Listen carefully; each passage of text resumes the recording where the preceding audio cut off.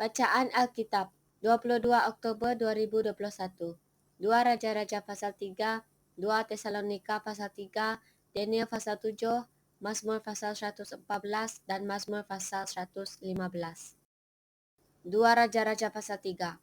Yoram anak Ahab menjadi raja di Samaria atas Israel dalam tahun ke-18 zaman Yosafat, Raja Yehuda, dan ia memerintah 12 tahun lamanya. Ia melakukan apa yang jahat di mata Tuhan, tetapi bukan seperti ayahnya dan seperti ibunya. Ia menjauhkan tugu berhala Baal yang didirikan ayahnya. Namun demikian, ia masih berpaut kepada dosa Yerobeam bin Nebat yang mengakibatkan orang Israel berdosa pula. Ia tidak menjauhinya. Mesa Raja Moab adalah seorang peternak domba. Sebagai upeti, ia membayar kepada Raja Israel 100,000 anak domba dan bulu dari 100,000 domba jantan. Tetapi segera sesudah Ahab mati, memberontaklah Raja Moab terhadap Raja Israel. Keluarlah Raja Yoram pada waktu itu dari Samaria, lalu ia memeriksa barisan seluruh orang Israel. Selanjutnya, ia menyuruh orang kepada Yosafat, Raja Yehuda, dengan pesan, Raja Moab telah memberontak terhadap aku. Maukah engkau bersama-sama aku berperang melawan Moab? Jawabnya, aku akan maju. Kita sama-sama, aku dan engkau, rakyatku dan rakyatmu, kudaku dan kudamu. Lagi ia bertanya, melalui jalan manakah kita akan maju? Jawabnya, melalui padang gurun Edom. Maka berjalanlah Raja Israel dan Raja Yehuda dan Raja Edom. Tetapi sesudah mereka berkeliling 7 hari perjalanan jauhnya, maka tidak terdapat air untuk tentera dan untuk hewan yang mengikuti mereka. Lalu berkatalah Raja Israel, Wahai, Tuhan telah memanggil ketiga raja ini untuk menyerahkan mereka ke dalam tangan Moab. Tetapi bertanyalah Yosafat, tidak adakah di sini seorang nabi Tuhan, supaya dengan perantaraannya kita meminta petunjuk Tuhan? Lalu salah seorang pegawai Raja Israel menjawab, katanya, di sini ada Elisa bin Safat yang dahulu melayani Elia. Berkatalah Yosafat, memang padanya ada firman Tuhan. Sesudah itu pergilah Raja Israel dan Yosafat dan Raja Edom kepada Elisa. Tetapi berkatalah Elisa kepada Raja Israel, apakah urusanku dengan engkau? Pergilah kepada para nabi ayahmu dan kepada para nabi ibumu. Jawab Raja Israel kepadanya, jangan begitu, sebab Tuhan memanggil ketiga raja ini untuk menyerahkan mereka ke dalam tangan orang Moab. Berkatalah Elisa, demi Tuhan semesta alam yang hidup, yang di hadapannya aku menjadi pelayan. Jika tidak karena Yosafat, Raja Yehuda, maka sesungguhnya aku ini tidak akan memandang dan melihat kepadamu. Maka sekarang, jemputlah bagiku seorang pemetik kecapi. Pada waktu pemetik kecapi itu bermain kecapi, maka kekuasaan Tuhan meliputi dia. Kemudian berkatalah ia, beginilah firman Tuhan. Biarlah di lembah ini dibuat parit-parit. Sebab beginilah firman Tuhan, kamu tidak akan mendapat angin dan hujan, namun lembah ini akan penuh dengan air, sehingga kamu serta ternak, sembelihan, dan hewan pengangkut dapat minum. Dan itu pun adalah perkara ringan di mata Tuhan. Juga orang Moab akan diserahkannya ke dalam tanganmu. Kamu akan memusnahkan segala kota yang berkubu dan segala kota pilihan. Kamu akan menumbangkan segala pohon yang baik, kamu akan menutup segala mata air, dan kamu akan merusakkan segala ladang yang baik dengan batu-batu. Keesokan harinya ketika orang mempersembahkan korban, datanglah dengan tiba-tiba air dari arah Edom, lalu penuhlah negeri itu dengan air.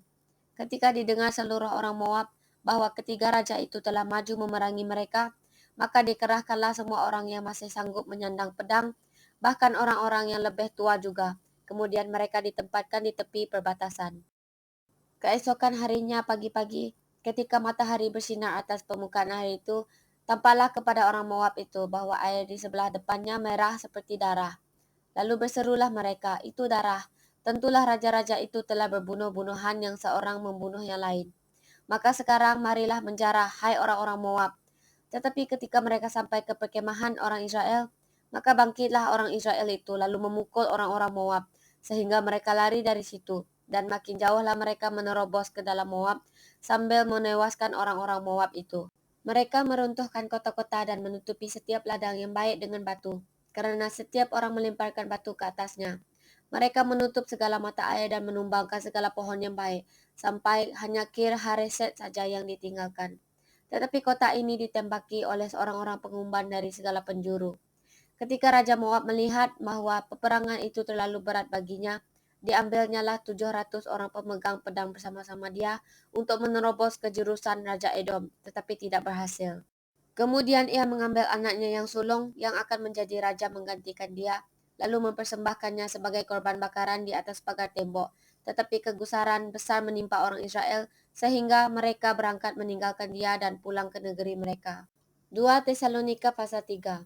Selanjutnya, saudara-saudara, berdoalah untuk kami supaya firman Tuhan beroleh kemajuan dan dimuliakan, sama seperti yang telah terjadi di antara kamu, dan supaya kami terlepas dari para pengacau dan orang-orang jahat.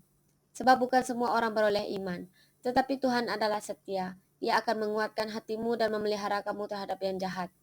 Dan kami percaya dalam Tuhan bahwa apa yang kami pesankan kepadamu, kamu lakukan dan akan kamu lakukan.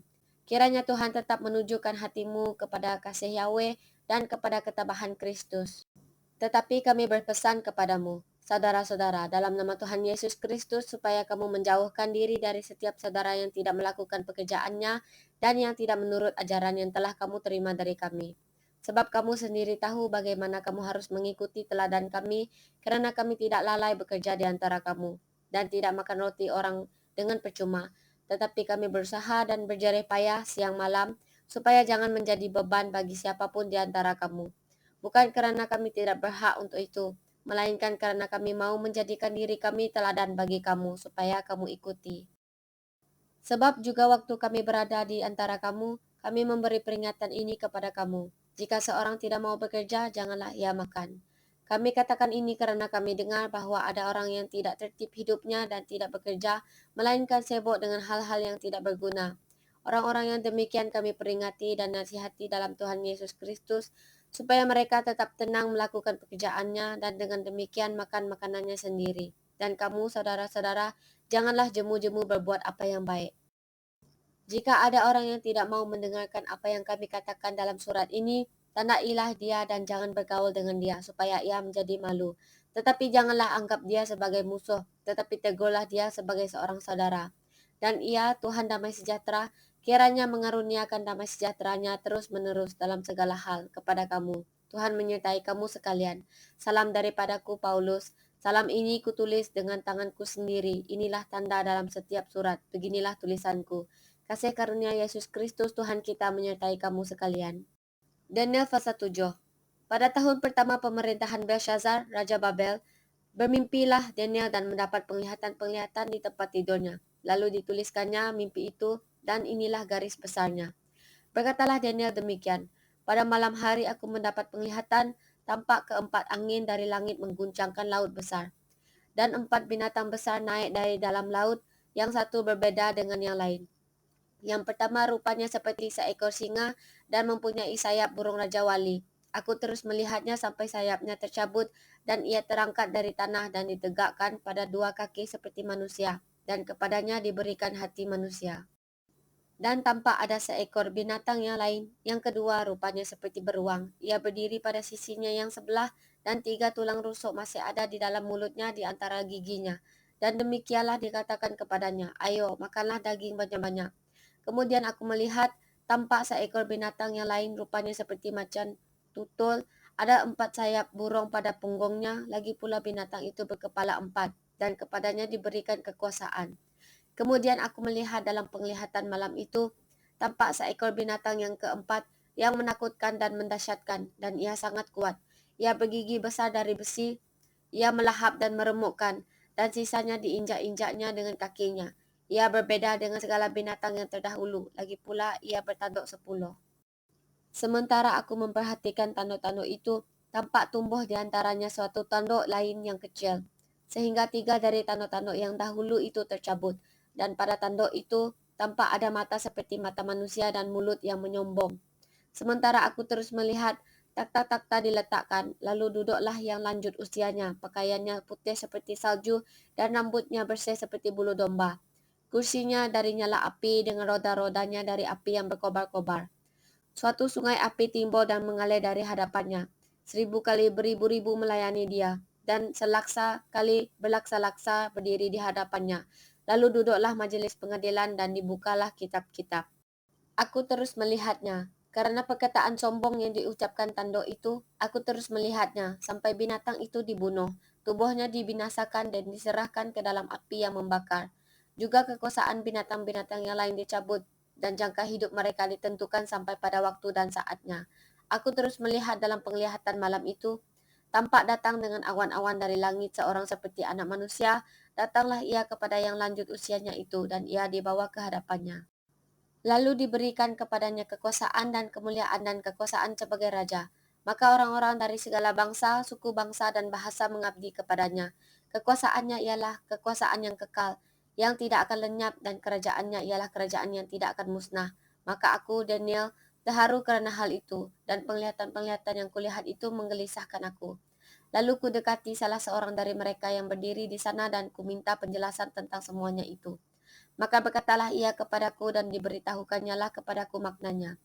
Binatang-binatang besar yang 4 ekor itu ialah 4 raja yang akan muncul dari dalam bumi. Sesudah itu, orang-orang kudus milik yang maha tinggi akan menerima pemerintahan, dan mereka akan memegang pemerintahan itu sampai selama-lamanya, bahkan kekal selama-lamanya. Lalu aku ingin mendapat penjelasan tentang binatang yang keempat itu, yang berbeda dengan segala binatang yang lain, yang sangat menakutkan dengan gigi besinya dan kuku tembaganya, yang melahap dan meremukkan dan menginjak-injak sisanya dengan kakinya. Dan tentang ke-10 tanduk yang ada pada kepalanya, dan tentang tanduk yang lain, yakni tanduk yang mempunyai mata dan yang mempunyai mulut yang menyombong, yang tumbuh sehingga patahlah 3 tanduk, dan yang lebih besar rupanya dari tanduk-tanduk yang lain. Dan aku melihat tanduk itu berperang melawan orang-orang kudus dan mengalahkan mereka, sampai yang lanjut usianya itu datang dan keadilan diberikan kepada orang-orang kudus milik yang maha tinggi, dan waktunya datang orang-orang kudus itu memegang pemerintahan. Maka demikianlah katanya, binatang yang keempat itu ialah kerajaan yang keempat yang akan ada di bumi, yang akan berbeda dengan segala kerajaan dan akan menelan seluruh bumi, menginjak-injaknya dan meremukkannya. Ke-10 tanduk itu ialah ke-10 raja yang muncul dari kerajaan itu. Sesudah mereka akan muncul seorang raja. Dia berbeda dengan raja-raja yang dahulu dan akan merendahkan 3 raja. Ia akan mengucapkan perkataan yang menentang Yang Maha Tinggi dan akan menganiaya orang-orang kudus milik Yang Maha Tinggi. Ia berusaha untuk mengubah waktu dan hukum, dan mereka akan diserahkan ke dalam tangannya selama 1 masa dan 2 masa dan setengah masa. Lalu majelis pengadilan akan duduk, dan kekuasaan akan dicabut daripadanya untuk dimusnahkan dan dihancurkan sampai lenyap. Maka pemerintahan, kekuasaan dan kebesaran dari kerajaan-kerajaan di bawah semesta langit akan diberikan kepada orang-orang kudus, umat yang maha tinggi. Pemerintahan mereka adalah pemerintahan yang kekal, dan segala kekuasaan akan mengabdi dan patuh kepada mereka. Sekianlah berita itu. Adapun aku, Daniel, pikiran-pikiranku sangat menggelisahkan aku, sehingga aku menjadi pucat dan aku menyimpan hal itu dalam ingatanku. Mazmur 114. Pada waktu Israel keluar dari Mesir, kaum keturunan Yakub dari bangsa yang asing bahasanya, maka Yehuda menjadi tempat kudusnya, Israel wilayah kekuasaannya. Laut melihatnya, lalu melarikan diri. Sungai Yordan berbalik ke hulu. Gunung-gunung melompat-lompat seperti domba jantan dan bukit-bukit seperti anak domba. Ada apa, hai laut, sehingga engkau melarikan diri, hai sungai Yordan, sehingga engkau berbalik ke hulu? Hai gunung-gunung, sehingga kamu melompat-lompat seperti domba jantan, hai bukit-bukit sehingga kamu seperti anak domba. Gemetarlah hai bumi di hadapan Tuhan, di hadapan Yahweh Yakub, yang mengubah gunung batu menjadi kolam air, dan batu yang keras menjadi mata air. Mazmur pasal 115. Bukan kepada kami ya Tuhan, bukan kepada kami, tetapi kepada namamu lah beri kemuliaan oleh kerana kasih-Mu, oleh kerana setiamu. Mengapa bangsa-bangsa akan berkata, di mana Yahweh mereka? Yahweh kita di surga, ia melakukan apa yang dikehendakinya. Berhala-berhala mereka adalah perak dan emas, buatan tangan manusia. Mempunyai mulut, tetapi tidak dapat berkata-kata. Mempunyai mata, tetapi tidak dapat melihat.